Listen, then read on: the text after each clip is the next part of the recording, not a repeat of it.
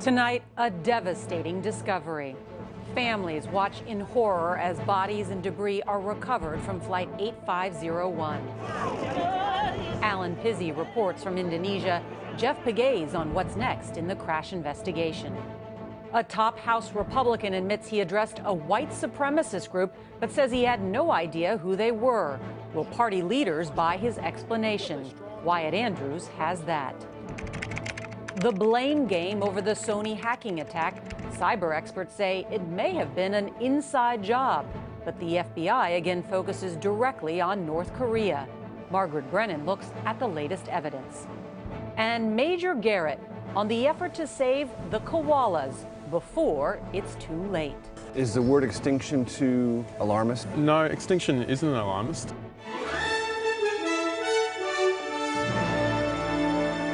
This is the CBS Evening News with Scott Pelley.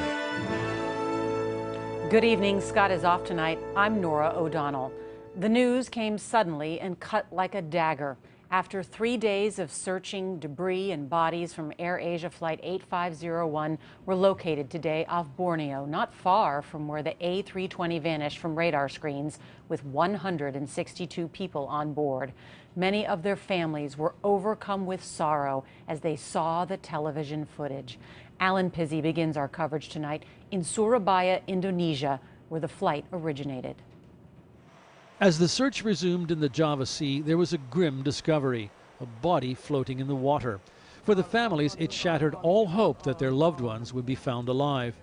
The picture was shown on Indonesian television in a room where families and relatives have waited since Sunday. For many, the news was more than they could bear.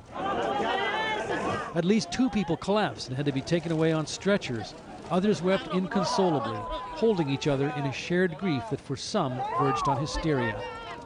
Prasetyo lost a friend in the crash. A childhood friend, and then with his wife and 2 children, and it's a tragic for us. By the end of the day, search and rescue teams had retrieved at least 6 bodies, and wreckage was pulled from the sea. What looked like an escape slide, an oxygen tank, and even a suitcase. Indonesian President Joko Widodo flew over the search area, then came to console the bereaved. He told the families everyone prayed for them to be strong. The wreckage is in relatively shallow water, about 160 feet, and one aircrew said they'd seen what looked like a shadow on the seabed that could be a big piece of the aircraft. With luck, the mystery of why the plane fell out of the sky will be solved. But for some, that matters very little right now. Indonesia is sending 3 warships to the area today, along with more than 40 divers who will help retrieve bodies and sort through the wreckage as they try to locate whatever is left of the plane. Nora? Alan Pizzi, thank you. A Navy destroyer, the USS Sampson, joined the search today. Transportation correspondent Jeff Pegues takes us through the next phase of the investigation. With the discovery of the wreckage, investigators are one step closer to determining the cause of the accident. There was bad weather in the area around the time of the crash. They'll also try to determine the plane's airspeed, whether mechanical systems failed, and how the pilots responded before the plane went down. The answers may come from the plane's black boxes, presumably still underwater. U.S. Navy ships sent to help the recovery have sonar equipment which can detect the underwater locator beacon. This is the sound they're going to be listening for. The so-called black box is actually orange and is located in the tail section of an Airbus A320. It contains the flight data recorder with the last 25 hours of information about the plane's altitude, airspeed, and engine performance. There's also the cockpit voice recorder with the final 2 hours of pilot conversations and interaction with air traffic control. Earlier this year, we were given an unprecedented look at how National Transportation Safety Board engineers open the shell to extract the memory board of the recorders. It's about the size of a cell phone, and within the box, it's almost indestructible. Dr. Joe Colley is the NTSB's Director of Research and Engineering. They have to survive saltwater immersion and immersion up to 20,000 feet. We've been successful in recovering data from submerged aircraft. The NTSB has been monitoring the situation, but so far has not been asked to participate, nor because Airbus is a French company. That country's equivalent of the NTSB has already sent a team of investigators to the area. Jeff, I know you've been talking to your sources. What are some of the leading theories about what went wrong? Well, weather certainly may have played a role, but Nora, investigators can tell an awful lot about what happened from that debris field. A widely scattered debris field suggests in-flight breakup, but a more focused debris field may suggest the plane hit the water relatively intact, similar to what happened to Air France Flight 447 back in 2009 when it crashed into the Atlantic Ocean. Airspeed indicators were lost in that case, but in this case, it really is too early to tell, and that's why those black boxes are so important. We may learn more soon. Jeff Pegues, thank you. And in an odd coincidence, a jetliner owned by an AirAsia subsidiary overshot a runway today in the central Philippines. The AirAsia Zest jet, an A320, got stuck in a muddy field after landing in high winds. Emergency chutes were deployed. All 159 people on board got off safely, and there were no injuries. Today, Republican leaders said they stand behind Congressman Steve Scalise, the House Majority Whip. Scalise has admitted he addressed a white supremacist group in Louisiana 12 years ago, and he's apologized for it. Wyatt Andrews is following this. Congressman Scalise calls his 2002 speech to the white supremacist group Euro a mistake I regret, but insists in a statement today that his appearance was never an endorsement. These groups hold views that are vehemently opposed to my Catholic faith, he says, and I reject that kind of hateful bigotry. Scalise also told CBS affiliate WWL by phone he did not know that Euro was an anti-Semitic organization led by former Klan leader David Duke. I'm not familiar with who that group was, but from what I've seen about it, I detest hate groups of any kind. Scalise's explanation was enough to keep his job as House Majority Whip. Speaker John Boehner and Majority Leader Kevin McCarthy both expressed support, with Boehner calling the speech an error in judgment, but praising Scalise as a man of high integrity. Scalise was also helped by a Democrat, Congressman Cedric Richmond, a New Orleans political rival. I don't view Steve as having racial challenges at all. But other Democrats were not as forgiving. Minority Leader Nancy Pelosi called the speech deeply troubling for a top Republican leader. And many are questioning Scalise's claim he knew nothing about Euro. Mark Potok is with the Southern Poverty Law Center. It was not an obscure group in the least. Its leader was internationally famous. So I just think that the idea that he walked into this event with no idea what was going on is very, very hard to swallow on its surface. But what saved Congressman Scalise is his actual record here on Capitol Hill, where he has no pattern of racist thoughts or behavior. Nora, that allowed Speaker Boehner to see this as a mistake made 12 years ago and not as a big political scandal that could hurt Republicans when they take over here next Monday. All right, Wyatt Andrews, thank you. Tonight, a blast of cold Arctic air is pushing parts of the country into a deep freeze. Icy highways in Lubbock, Texas made driving dangerous today. And in California, the 126th Rose Parade could be the coldest ever. Meteorologist Eric Fisher of CBS station WBZ has more on the New Year's chill. Eric? Nora, good evening. It is frigid across the middle of the country right now. Wind chill advisories and warnings up for parts of 16 different states, feeling as cold as 45 degrees below zero. It will be a very chilly night and all the way through tomorrow morning out the door for the final day of 2014. Wind chill values from the Intermountain West right across to the Midwest, running below zero and many locations, lots of layers required. But also tracking a storm here into the southwest. A few snowflakes in the mountains outside of Los Angeles tonight. Then heading into New Year's Eve and New Year's Day, we could see snow coming down on the Strip in Vegas. They haven't had measurable snow in 6 years there. We'll be keeping a close eye on that one. But the heaviest snowfall, southern Utah and northern Arizona, places like Flagstaff, could see up to a foot of snowfall to ring in the new year. Looking coast to coast, a lot of cold is on the map, especially in the middle of the nation. But almost all of the United States will be running below average. The one exception to that will be Florida. And Nora, if you want to ring in the new year in the warmth, Florida will be the spot to be. All right, Eric Fisher, a good excuse to snuggle up with somebody on New Year's night. Thank you. I like that. And now to this story. FBI agents investigating the hacking of Sony Pictures have met with a private security firm that believes the whole thing may have been an inside job. Their evidence points to former Sony employees, not North Korea. Here's Margaret Brennan. The Obama administration continues to blame North Korea for the hack of Sony Pictures. But State Department spokesman Jeff Rathke acknowledged today that the DPRK, as North Korea is known, may not have acted alone.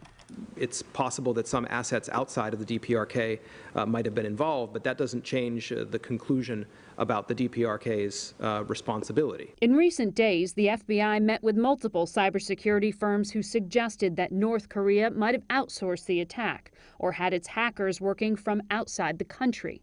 Another firm, Norse, suggested the hackers might have had inside help. It pointed to a woman who calls herself Lena and claims to be connected with the Guardians of Peace, who took credit for the Sony hack. Norse believes she worked at Sony in Los Angeles for 10 years until leaving the company this past May. Norse's Kurt Stamberger spoke first with CBS News last week. We are very confident that this was not an attack masterminded by North Korea, and that insiders were key to the implementation and success of one of the most devastating attacks in history. Cybersecurity consultant Ken Van Wyck says what makes pinpointing the hackers so tricky is that they can mask their identities. You can traverse through the internet, jumping from one place to another very, very easily, which essentially hides your tracks. And you can make it look like somebody else did it. You can make it very difficult for the investigators to find you. It's very easy for the attackers to not get found. Cyber experts tell CBS News that it's really only the government that has the type of far-reaching access to determine who carried this out. And Nora, as for the firm hired by Sony Pictures to investigate, they think North Korea is the culprit. But as for how the hacking was carried out, that's still being probed. All right, more to see there. Margaret Brennan, thank you. And there was a tragic accident today at a Walmart in Hayden, Idaho. A woman was shot and killed by her 2-year-old son.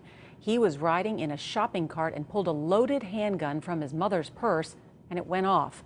Police say she did have a concealed weapons permit.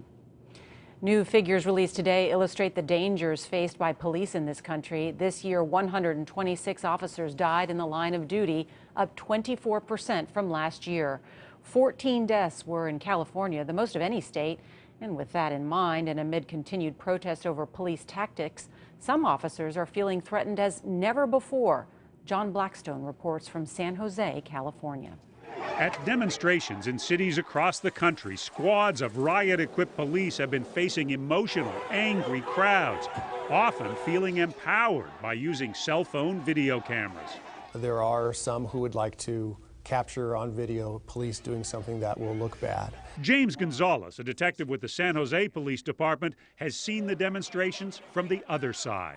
We are always outnumbered. As a young police officer, my own police car was hit with bricks during protests. The first thing that goes through any police officer's mind is, how do we get everyone home safe? In 15 years as a policeman, he's become experienced in pulling on full riot gear. You look pretty tough. You look pretty impervious. It doesn't feel the same behind that mask? What may look very intimidating to the protesters, you feel extremely vulnerable. There's a big difference in perception of what we see from one side of the riot glass and what protesters see from the other side. When officers try to separate troublemakers from peaceful protesters, making an arrest can incite more trouble. That's a very difficult thing to do, and that crowd often will turn on the police who are doing that very difficult job. He's not fighting back! It happened recently in Gonzalez's own department when San Jose officers tried to remove a disorderly man from a football game. He's not fighting back! Fans shouted for the police to stop. Video is only one angle, one perspective. It doesn't tell the whole story. Soon, police officers in San Jose will be wearing their own body cameras.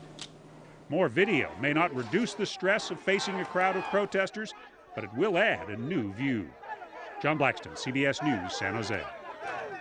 And still ahead, Dr. John LaPook on the growing number of women who hope to preserve their fertility by freezing their eggs.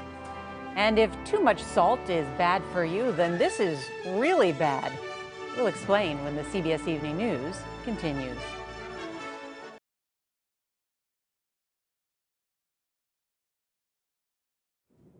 In an era when many women postpone motherhood into their late 30s or beyond, a growing number hope a new technology can expand their options. Here's Dr. John LaPook. Doing all right? Yeah, great. 1 week before her 30th birthday, actress Elizabeth Higgins Clarke is taking a dramatic step to preserve her fertility. Why did you start thinking about saving your eggs? I knew that I wanted more time and for my career. I thought it would be really nice if I could make it so that I had a baby when my life was ready instead of just because my body is ready. There's a gradually growing population of women who are choosing to do this electively. Dr. Michael Drews is Clarke's doctor at Reproductive Medicine Associates of New Jersey. Probably when this comes into its own, will be more liberating to women than the oral contraceptives were back in the 1960s. As eggs age, the success of fertility procedures declines. Research shows eggs frozen at age 30 are twice as likely to result in a pregnancy as eggs frozen at 40. Yet one study found over 80% of women freezing their eggs were older than 35. The light goes off for most women when they begin to reach their later 30s, early 40s, and that's when they say, gee, I'm running out of time. Unfortunately, in most cases, they've largely already run out of time. There are no national figures on how many women have frozen their eggs or returned to use them. The American Society for Reproductive Medicine does not endorse elective egg freezing, saying it may give women false hope and encourage women to delay childbearing. What's your reaction to that? I don't think my hope is false. I think it gives me a better chance, and I wouldn't tell any woman that she should do this. I think it's a really personal decision that a woman makes with her doctor and her bank account. The procedure costs between $10,000 and $15,000 and another $1,000 a year to keep the eggs frozen. Still, Clarke says it's money well spent. Is there part of this for you that's slowing down that biological clock that's been ticking? Yes, it stopped.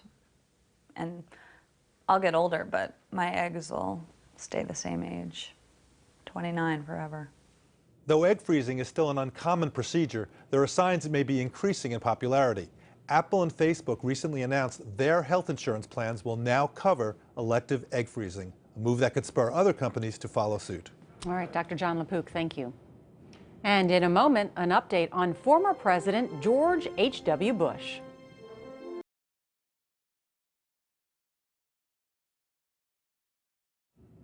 Today, former President George Bush was released from a Houston hospital 1 week after he suffered from shortness of breath.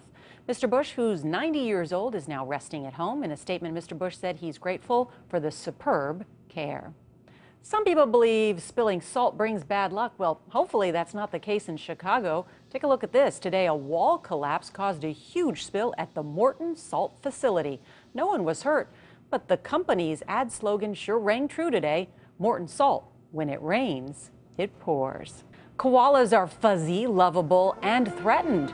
We'll show you what's being done to save them next.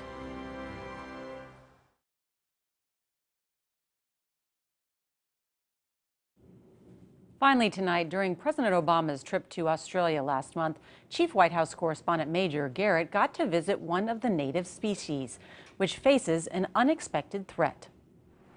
Koalas are in a cuddly class by themselves. These two world leaders concur, and well, they don't agree on much. Koalas live in eastern Australia, where they compete with humans for habitat. It's a tough equation. Each koala needs 100 eucalyptus trees to survive.